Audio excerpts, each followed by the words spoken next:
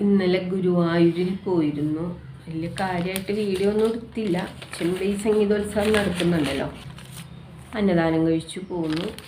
അപ്പം നിങ്ങൾക്കറിയാലോ, കുറച്ച് പനി കാര്യങ്ങൾ, സൗണ്ട് ബോക്സ് കംപ്ലൈൻ്റ് ആയിരുന്നു. അപ്പം നമ്മളതൊക്കെ ഒന്ന് ക്ലിയർ ആക്കാമെന്ന് വിചാരിച്ചു. ഇന്നലെ ഞാൻ എന്നിട്ട് ഗുരുവായൂരിൽ വന്നിട്ട് നമ്മുടെ ജില്ലാ ആശുപത്രിയിൽ പോയിട്ടുണ്ടായിരുന്നു. അപ്പം അവിടെ നിന്ന് കിട്ടിയ മരുന്നുകൾ കഴിക്കാൻ പോവാണ്. സാധാരണ കിട്ടുന്നത് എനിക്കിഷ്ടമില്ലാത്തൊരു ഗുളികയുണ്ട്, അത് തന്നെ കിട്ടി, പാരസെറ്റമോൾ.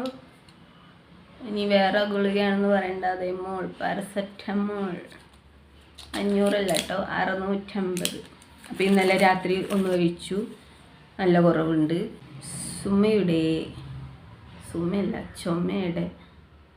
മരുന്നാണ്, കണ്ടില്ലേ. സൗണ്ട് ബോക്സ് ക്ലിയർ ആക്കാൻ വേണ്ടിയിട്ട് നമുക്ക് കിട്ടിയ ഒരു ചുമയുടെ മരുന്നാണ്.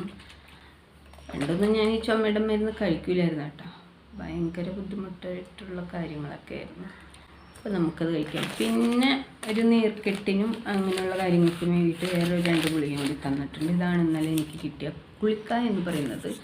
അപ്പോൾ 2 ഗുളിക ഉള്ളത് രാത്രി മാത്രം 24 മണിക്കൂർ ഇടവിട്ട് കഴിക്കാനുള്ളതാണ്. ഇത് ഇന്നലെ രാത്രി ഞാൻ കഴിച്ചു.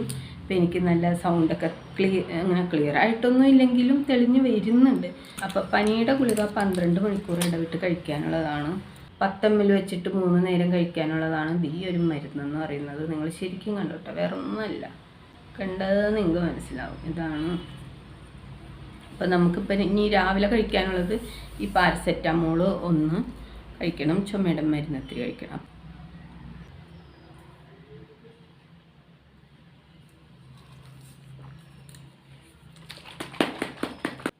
മാമ അവിടെ പന്നി പിടിച്ചു.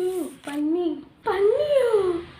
ആ, പന്നി പിടിച്ചു എന്നാണല്ലോ പവിഴം എന്ന് പറഞ്ഞത്. പനി പിടിച്ചു. ഓ, ഈ പവിഴത്തിൻ്റെ ഒരു കാര്യം. അപ്പം 10 ml ആണ്.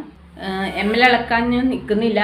അളവിൻ്റെ ആ സാധനം ഇവിടെ എവിടെയൊക്കെ ഉണ്ട്, തപ്പിയെടുക്കണം. അപ്പം അതിനൊന്നും മുതിരുന്നില്ല. അപ്പം നേരെ എന്ത് ചെയ്യണം, നമുക്ക് മാംഗോ ജ്യൂസ് കുടിക്കുന്ന പോലെ കുടിക്കാം.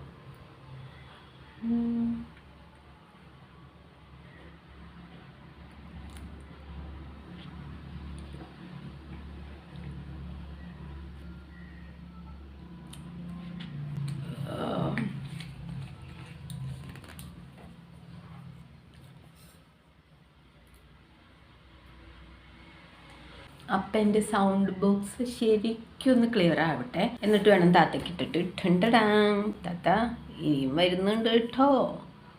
എന്ത് വോയിസുകളെ, വെയിറ്റ് ആൻഡ് സീ.